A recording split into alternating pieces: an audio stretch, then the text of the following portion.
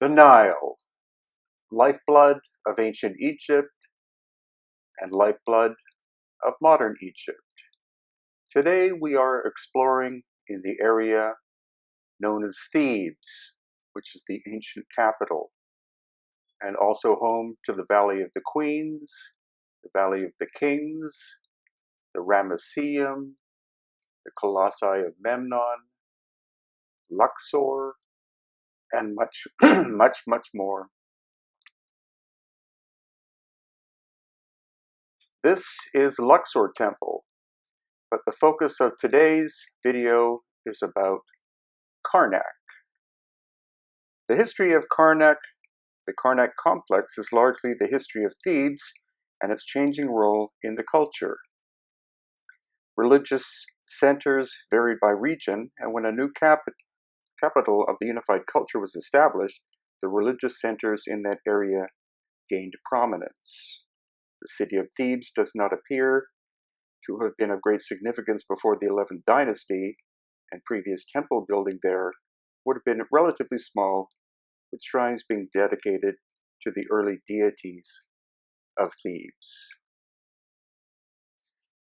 Now, most of the construction that we're going to be looking at here is from the Middle Kingdom and the New Kingdom, such as these statues of sphinxes with ram's heads, and all of this sandstone and limestone construction. But as always, the focus of the video will be anomalous structures that we see made out of much harder stone. Of course, the works of the New Kingdom and the Middle Kingdom are very impressive, but it's the aspects that don't fit into the picture of the dynastic Egyptians that will be our focus, such as this massive granite statue, which you can see has catastrophic damage to it. Of course, it was damaged during times of conquest and plunder, but its actual creation is a mystery in that the dynastic Egyptians did not have the tools to be able to do grand works in hard stones such as granite. This is what remains of a giant obelisk broken into several sections. The question is, what caused it to break? Was it simply an invading army that knocked it over? Or is there evidence of catastrophic damage from a time before the ancient dynastic Egyptians existed? Some of the surface weathering on this stone is not typical of the way the granite decomposes. It's sloughing off in layers, and that could be evidence of high heat striking the surface in the distant past. And then we have fascinating structures such as this. Originally, this was one piece of stone. The stone is called travertine, and it was originally one piece of stone and has undergone a lot of repair work. But originally, this one block of travertine would have weighed conservatively 1,000 tons. And according to our geologist, there are no quarries in Egypt from which you could cut a 1,000-ton block like this. And it's her estimate that the quarry from which this stone came from is in Turkey. That's a very great distance to move such a huge piece of stone. Also notice the holes in the ceiling, where probably giant doors were originally located that would open inwards. And as we continue to travel along in this area, you see the mud brick walls in the background, and this curious structure that has been reconstructed. It was originally made of several very large pieces of stone, quartzite, which is the reddish pinky colored stone, and then black granite. We'll come back to that one. But first I want to show you another one of these large travertine structures. Once again, originally this was one piece of stone and estimated weight probably minimum 500 tons and possibly 1,000 tons. And it again likely came from a quarry in Turkey.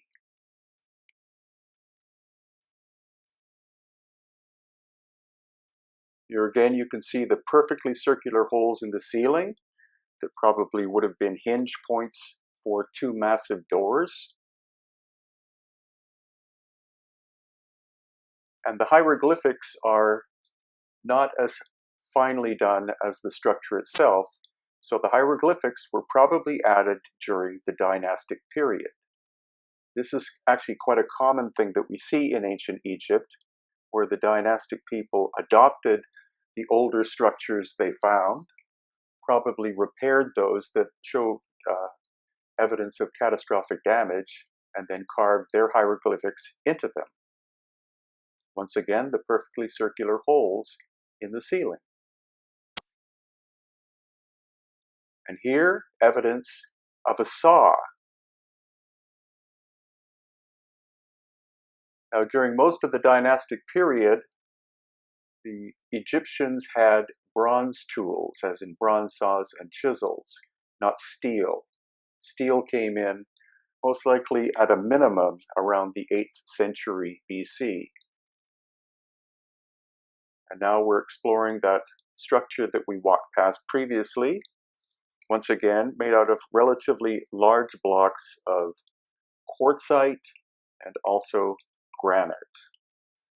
This very interesting tub, once again, has surface carving on it, but the original was likely not made by the dynastic people. It was an inheritance. And here again, we can see the perfectly circular holes, as we saw in some of the other structures in the area.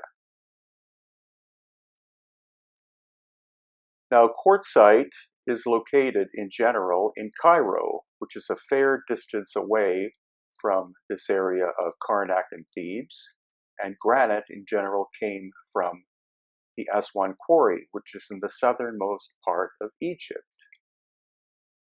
And now we're going to inspect this interesting staircase, very precisionally put together and unlikely to be a modern creation, nor that from the dynastic period. It could, once again, be an inheritance from a much older culture that had advanced machining, lost ancient high technology. And as we inspect more, once again you see very finely fitting pieces of ancient stone. And this work could not have been originally done by the dynastic people, but was an inheritance. Now this is the dynastic area. Here again we see giant pillars or columns made out of sandstone, which is a local material, but none of these columns are one piece of stone. They're several sections, one on top of the other, and of course covered in hieroglyphics. This is an amazing achievement by the dynastic people, but it's the other structures made of harder stone which are of particular interest to us. Again, you see the sheer sense of scale of the dynastic works, and of course the modern repair work done largely in concrete, because this temple was destroyed likely many times after the dynastic period, and possibly damaged during the dynastic period by invading armies. But now we're walking down towards what is called the Holy of Holies. This is the original core of Karnak, and this is where we find the majority of the megalithic work, which is of particular interest to us, aside from the large travertine structures we saw. This is one of the largest obelisks remaining in the world, and it's made of one piece of Aswan granite. Now, as has been said in other videos of mine, this could not have been originally the work of the dynastic people because they were incapable of working with hard materials such as granite to such a fine degree like this. They, of course, did make sculptures and other things out of granite, but their finishing work was never as fine as this. So this is an example of a much older piece of work. And here again, we find another saw mark cut relatively deeply into the granite. Not something that could have been achieved during dynastic times, but a remnant of the much older culture.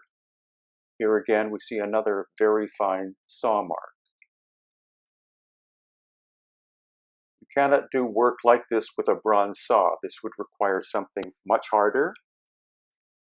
And now we're looking at what is called a core drill, or at least half of one. And this shows you the size of it. Now, core drills were not invented, as far as we know, until probably the 1870s AD. And look how thin that core drill was. Here again, another very fine saw mark in granite.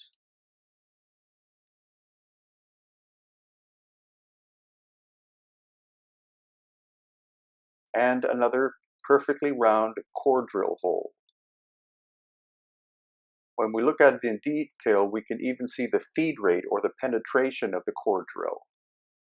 Now we're looking at some catastrophic damage. You can see that the surface of this once pillar is basically, the material is sloughing off. And it's believed that this was caused by a blast of very high heat in the distant past. We're now inside what is called the Holy of Holies, which is the core or center of Karnak. And again, you can see the walls are sloughing off.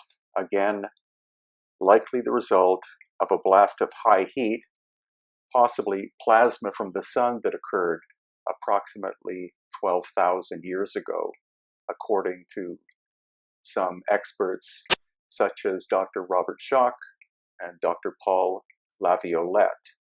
I highly recommend their works. And now once again we're looking at some black granite, and again you can see that the material is basically sloughing off, and the cracking is not the result of normal weathering, but expansion, likely from the inside out, as the result of a blast of very high heat. Karnak is one of the best examples of where we see evidence, or at least possible evidence, of ancient plasma from the sun striking different places on the earth, here in Egypt and also in other locations such as Peru and Bolivia.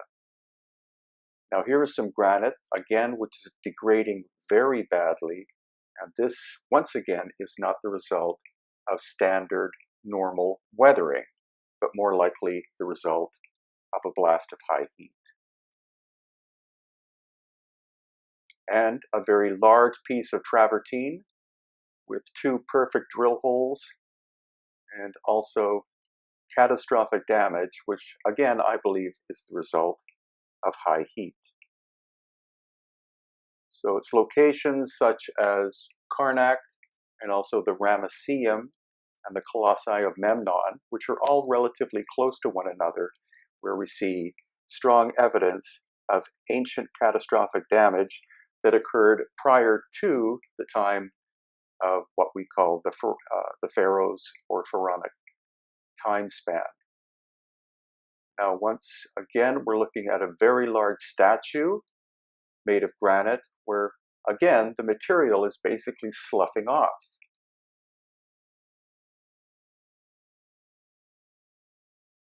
Then we see that the top half of the statue is simply not there whatsoever.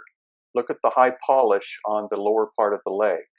Again, that type of high polish was not achievable during dynastic times because that requires very hard and fine material such as carborundum or diamond dust to be able to create such a high polish.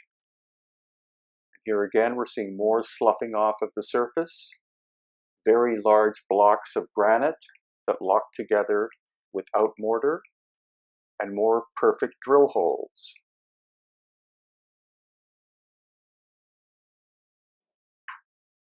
Now, this was the first time we were able to walk through this section of Karnak.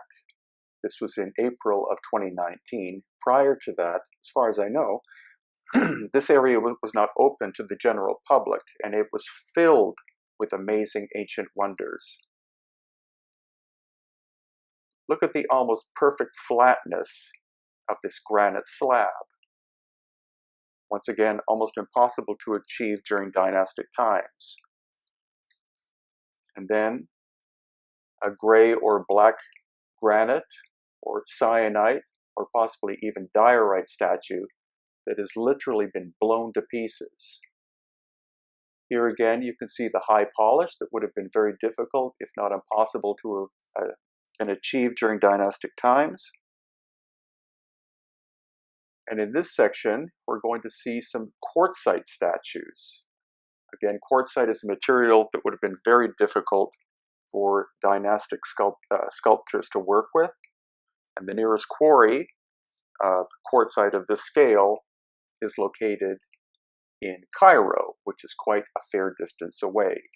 Each one of these statues shows not only catastrophic heat damage, but even melting, as you can see here. Since quartzite is very high in quartz, when you apply high heat to quartzite, the material has a tendency of melting, which we saw at another location called Tanis in the Nile Delta. Once again, we see very large statues made of one piece of stone, where large sections of the statues have been obliterated. This is not likely to have been done by invading armies, but again, by ancient cataclysmic activity prior to dynastic times. Taking us back into what the ancient Egyptians call Zep Tepe, or the first time, which describes the pre-dynastic period.